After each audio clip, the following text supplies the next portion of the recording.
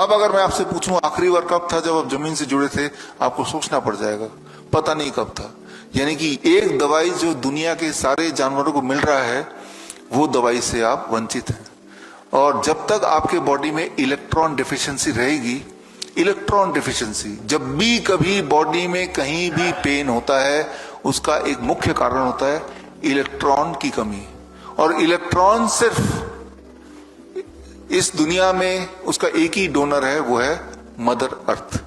वो धरती से ही मिलती है और धरती से हम कनेक्टेड नहीं है।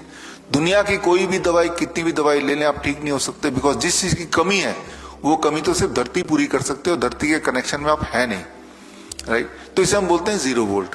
लेकिन पिछले कुछ घंटों में रात भर आप धरती के कनेक्शन में रहे, क्योंकि आप 0 वोल्ट बेडशीट पे सोए, अभी भी आप धरती के कनेक्शन में, नंगे पैर हैं, पैर तारों को टच कर रहे हैं, वो तार बाहर तक हैं, तो आप अभी फिलहाल ये तीनों दवाइयां ले ही रहे हैं। तो इररिस्पेक्टिव की आपकी बीमारी कौन सी है, ये तीनों दवाइयां हम देते ही हैं, जो आपको दिया ही है, देंगे भी 3 दिन में। कल शाम तक हम देखेंगे इससे क्या प्रभाव पड़ता है। बड़ी से बड़ी बीमारी का आसान से आसान इलाज घर बैठे ही हो सकता है। अधिक जानकारी के लिए कांटेक्ट करें नियरेस्ट डॉक्टर BRC clinic@home।